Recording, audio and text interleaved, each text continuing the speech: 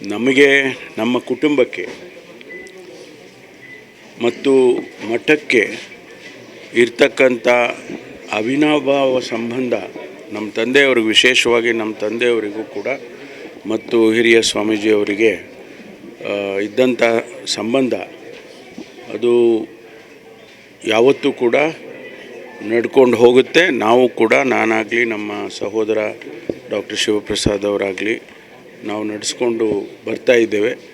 ನಾನು ಕೂಡ ಇವತ್ತಾಗಲಿ ಮುಂದೆ ಕೂಡ ಈ ಸಂಬಂಧವನ್ನು ಹಾಗೆ ನಡೆಸ್ಕೊಂಡು ಹೋಗ್ತೇವೆ. ಅದಕ್ಕಾಗಿ ಇವತ್ತು ಅವರಿಗೆ ಗೌರವ ಸಮರ್ಪಣೆಯನ್ನು ಮಾಡಿದ್ದೇನೆ. ಇದೇ ಸಂದರ್ಭದಲ್ಲಿ ತುಮಕೂರಿಗೆ ರೈಲ್ವೆ ಸ್ಟೇಷನ್ ಏನಿದೆ, ಆ ರೈಲ್ವೆ ಸ್ಟೇಷನ್ಗೆ ಸ್ವಾಮೀಜಿಯವರ ಹೆಸರಿಡಬೇಕು ಅಂತೇಳಿ ಒಂದು ಪ್ರಸ್ತಾವನೆ ಸರ್ಕಾರಕ್ಕೆ ಬಂದಿತ್ತು. ಆ ಪ್ರಸ್ತಾವನೆಯನ್ನು ಕೂಡ ನಾನು ಮಾನ್ಯ ಮುಖ್ಯಮಂತ್ರಿಗಳ ಜೊತೆಯಲ್ಲಿ ಮಾತನಾಡಿ ಅದನ್ನು ಅವರ ಒಪ್ಪಿಗೆಯನ್ನು ಪಡೆದು ಈಗ ಆದೇಶವನ್ನು ಹೊರಡಿಸ್ತಾರೆ.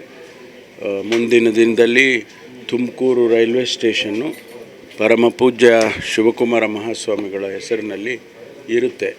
ಅದು ಶಾಶ್ವತವಾಗಿ ಅದು ತುಮಕೂರಿನಲ್ಲಿ ಇರ್ತದೆ ಅಂಥೇಳಿ ಅದು ಒಂದು ನಾವು ಅವರಿಗೆ ಕೊಡ್ತಕ್ಕಂಥ ಗೌರವ. ಮಾನ್ಯ ಸೋಮಣ್ಣನವರು ರೈಲ್ವೆ ಖಾತೆ ರಾಜ್ಯ ಸಚಿವರು, ಅವರು ಕೂಡ ಒತ್ತಾಯ ಮಾಡಿದ್ದಾರೆ. ಅವರು ಕೂಡ ಕೇಂದ್ರದಲ್ಲಿ ಅವರ ಇಲಾಖೆಯ ವತಿಯಿಂದ ಅದನ್ನು ಮಂಜೂರು ಮಾಡಿಸಿ ಆ ಹೆಸರನ್ನು ಶಾಶ್ವತವಾಗಿ ಇಡಬೇಕು ಅಂತ ಮಾಡಿದ್ದಾರೆ. ಇಲ್ಲ, ಲೇಟ್ ಏನಿಲ್ಲ. ಅದೆಲ್ಲ ಸರ್ಕಾರದಲ್ಲಿ ಒಂದು ಪ್ರೊಸೀಜರ್ ಇರುತ್ತೆ. ಆ ಪ್ರೊಸೀಜರು ಒಂದು ಹೆಸರಿಡಬೇಕಾದ್ರೆ, ಯಾವುದಾದ್ರೂ ಒಂದು ರಸ್ತೆಗಾಗಲಿ, ಒಂದು ಸರ್ಕಲಿಗಾಗಲಿ ಅಥವಾ ಒಂದು ಕಟ್ಟಡಕ್ಕಾಗಿ ಹೆಸರಿಡಬೇಕಾದ್ರೆ ಕೆಲವು ಪ್ರಸ್ತಾವನೆಗಳು ಬಂದಂಥ ಸಂದರ್ಭದಲ್ಲಿ ಅದನ್ನು ಪರಿಶೀಲನೆ ಮಾಡಿ ಸಾಧಕ ಬಾಧಕಗಳನ್ನು ನೋಡಿ ಸರ್ಕಾರ ಅನುಮತಿಯನ್ನು ಕೊಡುತ್ತೆ. ಹಾಗಾಗಿ ಆ ಪ್ರೊಸೀಜರ್ ಆಗಬೇಕಲ್ಲ, ಅದಕ್ಕಾಗಿ ಸ್ವಲ್ಪ ತಡ ಆಗಿರ್ಬೋದು. ಅಲ್ಲ, ನಮಗೆ ಭದ್ರಾ ಮೇಲ್ದಂಡೆದು ನಾವು ಸರ್ಕಾರಕ್ಕೆ, ಕೇಂದ್ರ ಸರ್ಕಾರಕ್ಕೆ ಒತ್ತಾಯ ಮಾಡಿದ್ದು ರಾಷ್ಟ್ರೀಯ ಯೋಜನೆ ಅಂತ ಹೇಳಿ ಇದನ್ನು ಪರಿಗಣಿಸಬೇಕು, ಘೋಷಿಸಬೇಕು. ಅದು ಹಿಂದೆ 2 ವರ್ಷದ ಹಿಂದೆ ಕೇಂದ್ರದ ಹಣಕಾಸಿನ ಸಚಿವರು ಶ್ರೀಮತಿ ನಿರ್ಮಲಾ ಸೀತಾರಾಮ್ ಅವರು ಬಡ್ಜೆಟ್ನಲ್ಲೇ ನಮಗೆ 5,300 ಕೋಟಿ ರೂಪಾಯಿಯನ್ನು ಅನುದಾನವನ್ನು ಕೊಡ್ತೇವೆ, ಅಡಿಷನಲ್ ಗ್ರ್ಯಾಂಟಾಗಿ ಕೊಡ್ತೇವೆ ಅಂತ ಬಡ್ಜೆಟ್ನಲ್ಲೇ ಹೇಳಿದರು. ನಾವು ಭಾಳ ಸಂತೋಷದಿಂದ ಇದ್ದು, ಯಾಕೆಂದರೆ ನಮಗೆ ಅದೊಂದು ಭಾಳ ದೊಡ್ಡ ಯೋಜನೆ, ಭಾಳ ತಾಲೂಕುಗಳಿಗೆ ಅನುಕೂಲ ಆಗ್ತಕ್ಕಂಥ ನೀರಾವರಿ ಯೋಜನೆ. ಆದರೆ ಕಾರಣಾಂತರದಿಂದ ಅವರು ಕೊಡೋದಕ್ಕೆ ಆಗಿಲ್ಲ, ಇಲ್ಲಿವರೆಗೂ ಕೊಟ್ಟಿಲ್ಲ. ಆದರೂ ಕೂಡ ಆ ಯೋಜನೆ ನಿಲ್ಲೋ ಹಾಗಿಲ್ವಲ್ಲ, ಅದನ್ನು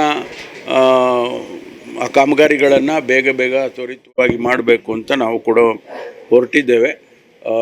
ಅಲ್ಲಿ ಎಲ್ಲೋ 1-2 ಕಡೆ ಫಾರೆಸ್ಟ್ ಏರಿಯಾ ಬರೋದರಿಂದ ಅದು ಸ್ವಲ್ಪ ನಿಧಾನ ಆಗಿದೆ. ಅದು ಕೂಡ ಕೇಂದ್ರ ಸರ್ಕಾರದ ಅನುಮತಿ ಬೇಕು, ಫಾರೆಸ್ಟು ಕ್ಲಿಯರೆನ್ಸ್ ಆಗ್ಬೇಕಾದ್ರೆ. ಅದೆಲ್ಲ ಆಗ್ತಾಯಿದೆ, ಪ್ರೊಸೀಜರ್ ಆಗ್ತಾಯಿದೆ, ಕೆಲಸನೂ ಆಗ್ತಾಯಿದೆ. ನಮಗೆ ಕೊರಟಗೆರೆಗೆ ಬರೋದು ಡೌಟು ಮಧುಗಿರಿಗೆ ಬರುತ್ತೆ, ಮಧುಗಿರಿ ಸ್ವಲ್ಪ ಭಾಗಕ್ಕೆ ಬರುತ್ತೆ. ಆಮೇಲೆ ಪಾವಗಡಕ್ಕೆ ಈಗಾಗಲೇ ನೀರು ಬರ್ತಾಯಿದೆ. ಏನು 2,300 ಕೋಟಿ ರೂಪಾಯಿನಲ್ಲಿ ಆ ಯೋಜನೆ, ಕುಡಿಯುವ ನೀರಿನ ಯೋಜನೆ ಮಾಡಿದ್ದೋ, ಅದು ಕೂಡ್ಲಿಗೆ ಇರ್ಬೋದು, ಚಳ್ಳಕೆರೆ ಇರ್ಬೋದು, ಹಿರಿಯೂರು ಇರ್ಬೋದು, ಇವೆಲ್ಲದಕ್ಕೂ ಕೂಡ ನೀರು ಬರುತ್ತೆ ಅದರಿಂದ. ಹಾಗಾಗಿ ಆ ಯೋಜನೆ ಈಗಾಗಲೇ ಕಾರ್ಯಗತ ಆಗಿದೆ. ಪಾವಗಡಕ್ಕೆ ಸುಮಾರು 328 ಹಳ್ಳಿಗಳಲ್ಲಿ ಇನ್ನು 280 ಹಳ್ಳಿಗಳಿಗೆ ಈಗಾಗಲೇ ನೀರು ಕೊಡ್ತಾ ಇದ್ದೇವೆ. ಅದನ್ನು ಕೂಡ ಮಾನ್ಯ ಮುಖ್ಯಮಂತ್ರಿಗಳು ಸದ್ಯದಲ್ಲೇ ಉದ್ಘಾಟನೆ ಮಾಡೋರಿದ್ದಾರೆ.